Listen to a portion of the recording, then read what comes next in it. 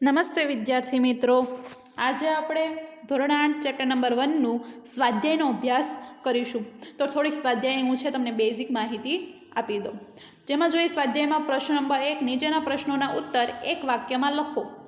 તો પહેલો ક્વેશ્ચન, યુરોપના કયા કયા રાષ્ટ્રોએ ભારત આવવાનો જળમાર્ગ શોધવા કમર કસી હતી? ચલો મને કહો તો તમને ખાસ ખબર હોય તો એ હતું પહેલું તો યુરોપના પોર્ટુગલ, જે પોર્ટુગીઝ આવ્યા તે, સ્પેન, હોલેન્ડ જેવા રાષ્ટ્રોએ, આ ત્રણ યાદ રાખવાના છે. પોર્ટુગલ, સ્પેન અને હોલેન્ડ, આ ત્રણ દેશોએ પહેલાં સૌપ્રથમ ભારત આવવાનો જળમાર્ગ શોધવા કમર કસી હતી, એટલે પ્રયત્ન કર્યા હતા. કયા ત્રણ દેશો?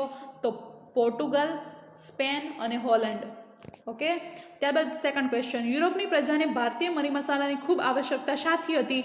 તો યુરોપની પ્રજા મહદઅંશે માંસાહારી હોય અને માંસ સાચવવા ભારતીય મરી મસાલાની ખૂબ જ આવશ્યકતા હતી.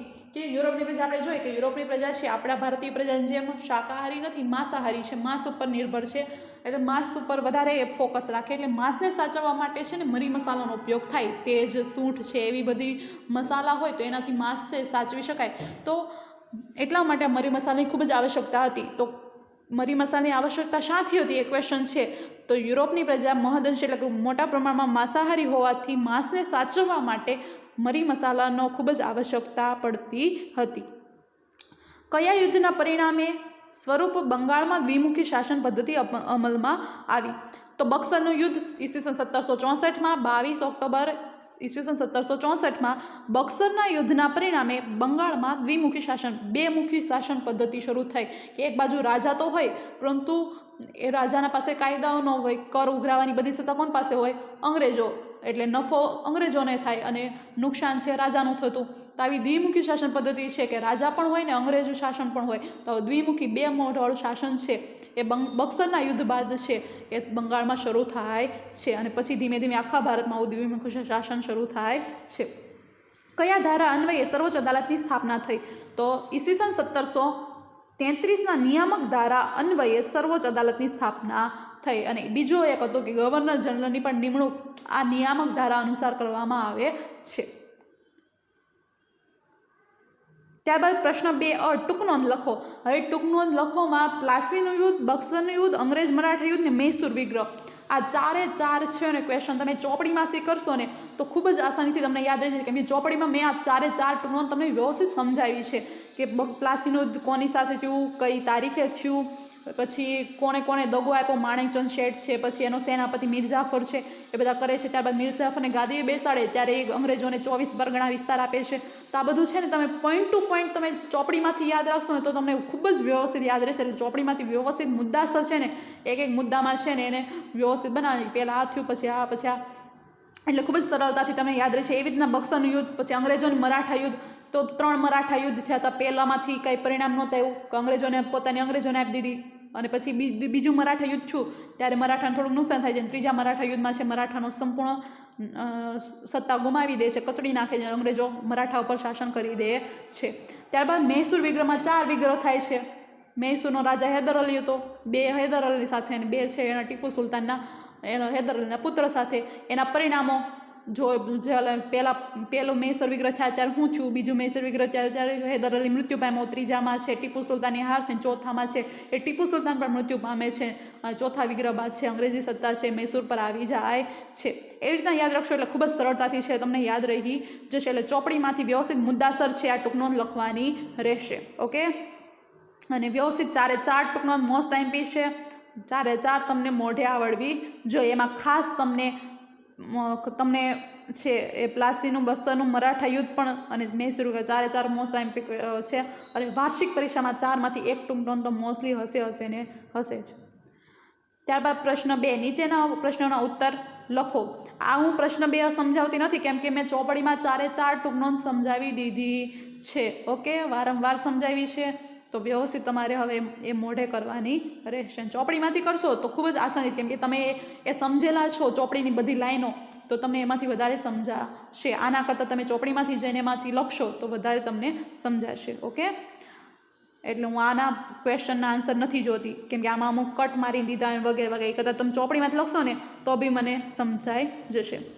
પ્રશ્ન 2બ, નીચેના પ્રશ્નોનો ઉત્તર લખો કે યુરોપિયન પ્રજાને ભારત તરફનો જળમાર્ગ શોધવાની ફરજ પડી વિધાન સમજાવો.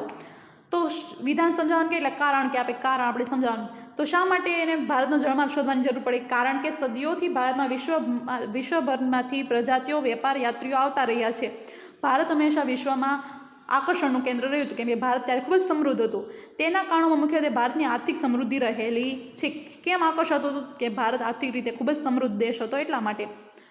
પછી હવે લખીશું કે શા માટે જળમાર્ગ અપનાવ્યો. તો ઈસવીસન 1453માં તુર્કોએ કોન્સ્ટેન્ટિનોપલ જીતી લીધું અને ભારત અને યુરોપ વચ્ચેના વેપારનું માધ્યમનું તે મુખ્ય મથક હતું. અને તુર્કોએ કોન્સ્ટેન્ટિનોપલ જીતી લેતા યુરોપ અને વિશ્વના પશ્ચિમના દેશો એટલે ભારતના દેશો વચ્ચેનો જે ભારતનો માલ જતો છે એ બંધ થઈ જાય છે. યુરોપવાસીને ભારતના મરી મસાલાની તાતી જરૂરિયાત રહેતી અને યુરોપના લોકોને ભારતના મરી મસાલાની ખૂબ જ જરૂરિયાત રહેતી, આવશ્યકતા રહેતી. તે વસ્તુઓ મળતી બંધ થઈ ગઈ અને ભારતમાંથી સુતરાઉ કાપડ, રેશમી કાપડ, મરી મસાલા, તેજાના, ગળી, સુરોખાર, ઇમારતી લાકડા, અફીણ બહુ મોટા પ્રમાણમાં યુરોપમાં નિકાસ થતા અને યુરોપની પ્રજા મહત્વ માંસાહારી હોય માંસ સચવવા ભારતીય મરી મસાલાની ખૂબ જ આવશ્યકતા હતી. આ બધી જ વસ્તુઓની છે યુરોપના દેશોને ભારત પાસેથી મળતી હતી, નિકાસ કરતો ભારત.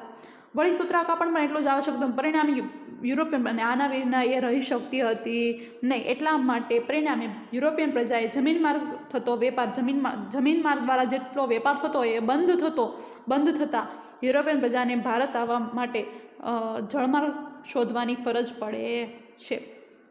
બ્રિટિશ પોલિસી તંત્ર વિશે નોંધ લખો. તો મુદ્દાસર જો એને મુદ્દાસર આપ્યું છે. તો લશ્કર જેટલું જ મહત્વનું બ્રિટિશ પોલિસ તંત્ર હતું, જેની શરૂઆત ગવર્નર જનરલ કોર્નવોલિસે કરી હતી. પોલિસ તંત્રની જેટલું મહત્વ લશ્કરનું હતું ને એટલું જ પોલિસ તંત્ર હતું. અને એની પોલિસ તંત્રની શરૂઆત કોની હતી? તો ખાસ યાદ રાખવાનું, ગવર્નર જનરલ કોર્નવોલિસે. અને કોર્નવોલિસે બીજી શરૂઆત કરી હતી? તો સનદી સેવાઓની શરૂઆત કરી હતી.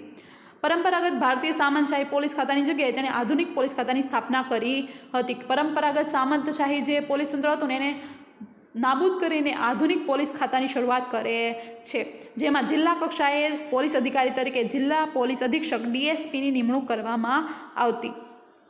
વિભિન્ન જગ્યાએ પોલીસ સ્ટેશનની શરૂઆત કરીને ત્યાં એક ફોજદારની નિમણૂક કરવામાં આવતી.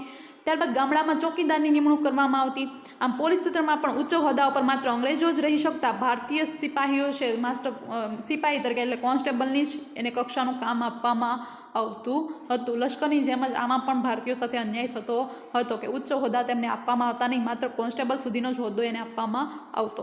આ હતું આપણું બ્રિટિશ પોલીસ તંત્ર. ત્યારબાદ ભારતની પ્રજા માટે વિદેશી શાસન અને વિદેશી કાયદો એ બંને અસ્વીકાર્ય છે. મહાત્મા ગાંધીના વિધાનને સમજાવો. લાસ્ટ આપણે ચેપ્ટરનો જે લાસ્ટ લાઇન છે જે ગાંધીજીએ કીધી હતી કે બ્રિટિશ ન્યાયતંત્ર એ વિદેશી શાસન અને વિદેશી કાયદો બંને અસ્વીકાર્ય છે, કેમ કે એનાથી ભારતની પ્રજાને કોઈ ફાયદો થતો નથી, કોઈ સુખાકારી મળતી નથી. માત્ર બ્રિટિશ જે શાસકો છે એની સ્વાર્થ સુધી તેમાં સધાય છે, એવું ગાંધીજીએ કીધું. તો એ વિધાન સમજાવવાનું છે. તો આપણે બ્રિટિશ વહીવટતંત્રને આધુનિક વહીવટતંત્ર કહી શકીએ કે અત્યારે પણ આ બ્રિટિશ વહીવટતંત્ર છે, આધુનિક વહીવટતંત્ર. આપણે એ પ્રમાણે મોસ્ટલી આપણું વહીવટતંત્ર અત્યારે ચાલે છે, પરંતુ પહેલાંનું નેતૃત્વ અંગ્રેજો કરતા ને હવે આપણે ભારતીય નેતાઓ જ કરે છે. પરંતુ તેનો ઉદ્દેશ્ય ભારતમાં બ્રિટિશ સામ્રાજ્યને મજબૂત બનાવવાનો હતો, એટલે ભારતીયો આ વહીવટતંત્રનો પૂરતો લાભ લઈ શક્યા નહીં. આ નવું વહીવટતંત્ર આવ્યું, આધુનિક વહીવટતંત્ર આવ્યું, એમાં શું થતું હતું? બ્રિટિશ સામ્રાજ્યને જ ફાયદો હતો, એની સત્તા જ મજબૂત, કેમ કે ઊંચા બધા પદ તો અંગ્રેજોના થતા, એટલે ભારતીય વહીવટતંત્રમાં ભારતીય લોકોને એમાં કશો લાભ થતો નહીં. અંગ્રેજોએ નિરંકુશ રીતે ભારતીય વિરુદ્ધ આ કાયદાઓ દ્વારા વ્યવહાર કર્યો હતો અને અંકુશ વગર ભારતમાં ભારતીય વિરુદ્ધ વિશે આ કાયદાઓ ઘડ્યા, ભારતીય પ્રજા વિરુદ્ધ આવા કાયદા ઘડ્યા અને એને અમલમાં મૂક્યા અને એ પ્રમાણે ભારતીયોને ચાલવાનું એવું કહી દીધું.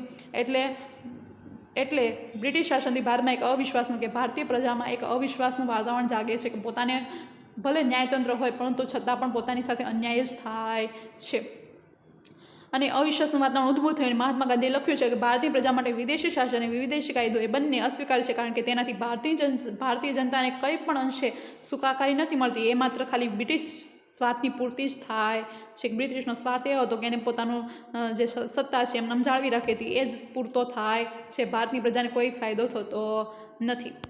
દ્વિતીય અંગ્રેજ મરાઠા યુદ્ધના પરિણામો જણાવો. તો દ્વિતીય અંગ્રેજ મરાઠા યુદ્ધ ઈસવીસન 3 થી ઈસવીસન 5 થાય છે. વેલેસ્લીએ મરાઠા ઉપર અંગ્રેજોની આણ વર્તાય કે વેલેસ્લીએ છે અંગ્રેજો ઉપર સત્તા અપનાવે છે અને આ યુદ્ધથી ઓડિશા અને યમુનાને ઉત્તર આવેલા આગ્રા અને દિલ્હીના જેટલા ક્ષેત્રો મરાઠાના હતા એ બધા જીતી લે છે અને અંગ્રેજોના કબજામાં આવી જાય છે.